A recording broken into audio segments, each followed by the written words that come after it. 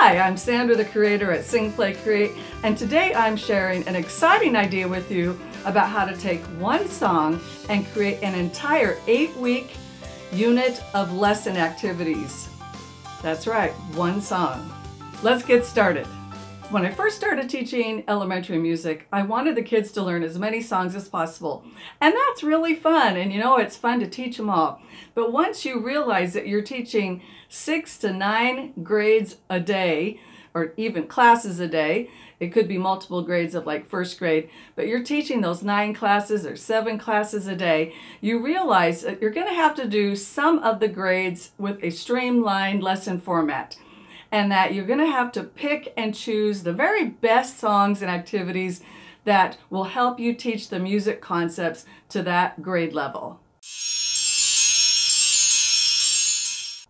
So this idea, I'm just going to give you an outline. It's also a freebie in the Sing Play Create free resource library, the Freebie Club. And you can get the download there with it. But here I'm just going to give you the basic outline of the things that you want to consider doing. So we're going to choose a favorite song, and it doesn't matter which one, but it does need to have some kind of movement or game activity with it. Now, the reason is because one of the classes is going to be on learning the game. So you'll either have to come up with the game or find a game song. An example would be Doggy Doggy Where's Your Bone? That's a really easy one to do this one with. It has lots of opportunities, and this one would work well in your 2nd grade. And I think you could use parts of it in 3rd grade, especially the composing and creating aspects. In addition to using this one song, you're going to need to come up with supplemental or supporting activities. So if we're going to focus on the rhythms, then we're going to want to have some rhythm play-alongs or a rhythm worksheet, because this concept is to take the song and stretch it out for 8 times, but it may not necessarily take 40 minutes to do each of these activities. It's important when you do this to have a very clear understanding of what their learning goals will be for each lesson. And you can map this out and just outline it pretty easily. And even as you go, you'll be able to fill in those supplemental activities using YouTube videos or, like I said, worksheets or things you may already have in your repertoire. In this unit, I'm going to cover the concepts of melody, pitch, rhythm, movement, playing instruments, singing, composing, improvisation, and dynamics.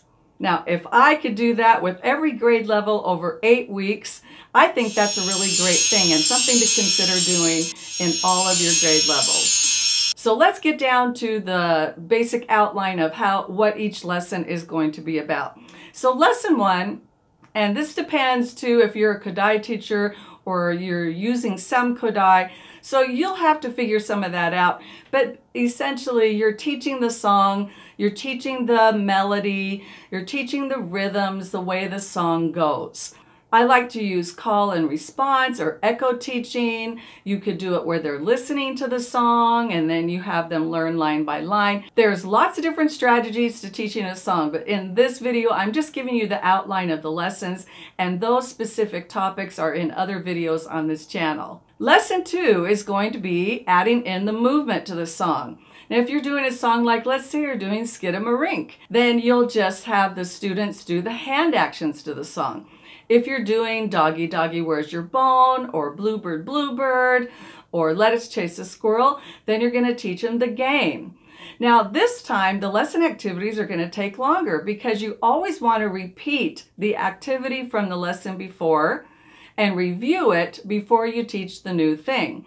So I would make sure that they have some understanding of the things that I focused on in lesson 1, and then lesson 2 I teach them the game. Now, lesson 3 is where it all starts to come together. We're going to review the melody, tap the rhythm, sing the song, maybe play the game, and then I'm going to talk to them about dynamics. So then we'll work on how we're going to sing the song. So you could have them learn the dynamics to that song. You could use some of your dynamics flashcards and play a game where they sing the song and you hold up forte, doggy, doggy, where's your bone? You know, that's how they sing it. And then pianissimo, someone stole it from your home. You could play a game with that. And so then you work on dynamics, and then you could go play the Doggy Doggy Where's Your Bone game. and then supplement for the rest of your class time. Another reason that I think it's important to do these differentiations for each lesson using the same song is because some of the kids like to sing. Some of the kids like to play the game. Some of the kids like to play instruments. By diversifying all of the teaching strategies and the learning opportunities, we're going to be able to reach everybody in our second grade classes with this song, Doggy Doggy Where's Your Bone, for example. So lesson 4 is going to be about implementing instruments. And now this is where I think it gets especially fun, because we're going to plant some seeds with the instruments maybe earlier in the year, or if this is when you're teaching the instruments, that's okay too. You could say, in this lesson, I'm going to teach my students how to play beat, and another group's going to play rhythm together at the same time. So that if that's your goal, for them to play beat and rhythm together, then use the song Doggy Doggy Where's Your Bone to do it.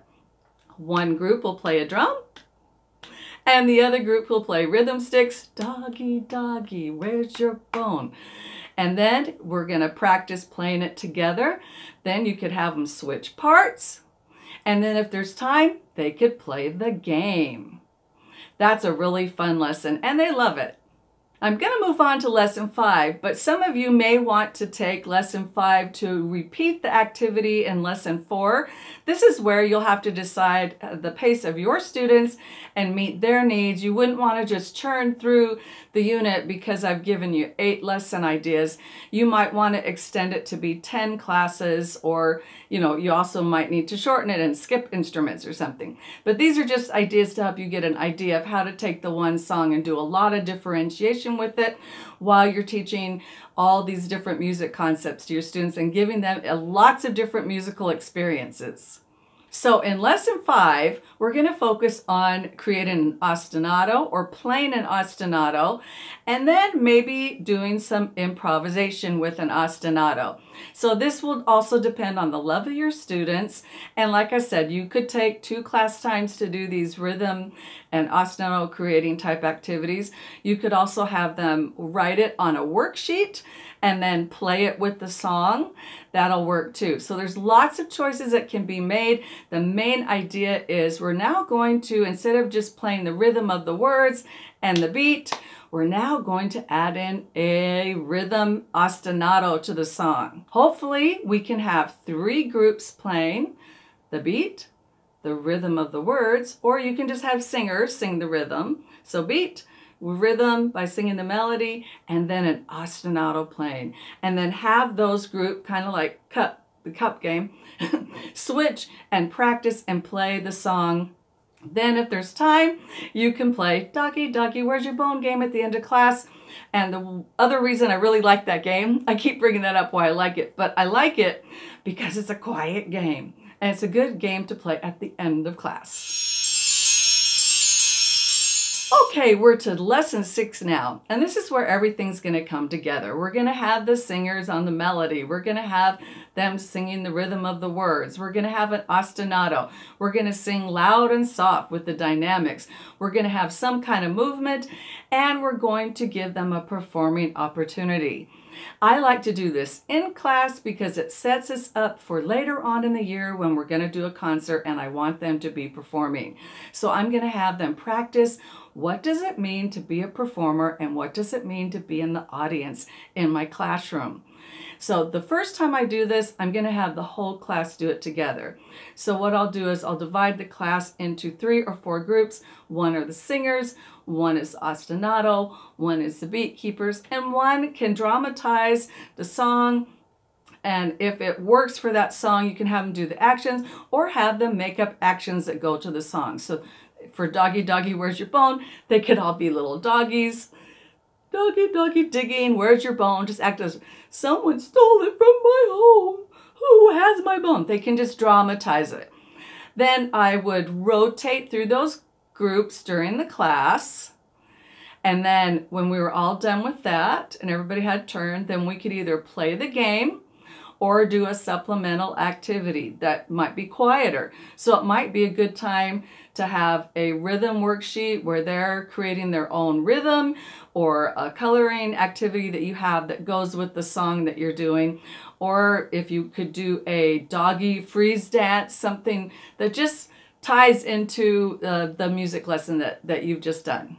Okay, lesson number 7. This is where you're going to take what you did in lesson 6 and you're going to break it into smaller groups. Now, if your students can't handle the small groups, that's okay. Just skip this part. But if you want to use this idea, I actually think it works really well in 3rd and some 4th grades and some 5th. It just depends on your group of kids.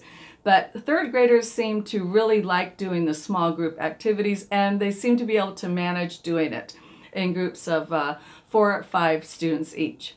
So what you're going to do is then you're going to have a small group. It needs 4 people, and each person is going to do one of those roles. You're going to write the roles on the board. Make sure everybody understands what they're doing before you do this. You don't want someone going, what's the song? What am I supposed to sing? So hopefully by lesson 7, they know the song, they know what they're doing, and then you're going to have the small groups practice together. And you might not want to have them do that the whole class time. So you might want to review at the beginning all those things, the singing, the ostinato, playing the beat, and the dramatizing, and then break them into the groups, and then have them practice. And then the next class time, which is lesson 8, then you'll have those small groups perform. And I would review it first. Give them a few minutes to get in their groups, you know, remember what they're doing because it's been a week since you saw them most likely. So give them that time to get together and work in their little group, and then they can perform for each other. And that might take 2 classes depending on how many groups you have and all that. It may seem like a lot of work to create an 8-week-long unit of learning, but really you are doing this stuff anyway in your classroom. What we're doing is we're just taking one song and using it for those 8 weeks because we're really focusing on the music concepts, and we're not worried about them also having to learn a new song. And that actually helps everybody learn how to do an ostinato when they're not worried about a new song over here. So if you're only seeing the kids once a week, this is a really good technique or strategy to use in your classroom, especially with the younger grades. Then they'll remember when you say the word ostinato, they'll know what that means. When you say act out the song, they'll know what it means. When you say, can you show me the solfege and show me the signs, or sing the song, they'll know what all these important music concepts, terms, directions mean if you go through a unit like this using one song. I hope that helps you. I appreciate you watching this video. Please let me know how something like this goes in your classroom, or if you don't like this idea, that's okay too. You can tell me that. I would love to learn from you too. And I hope you'll subscribe to the channel, and let's keep kids moving and learning with music.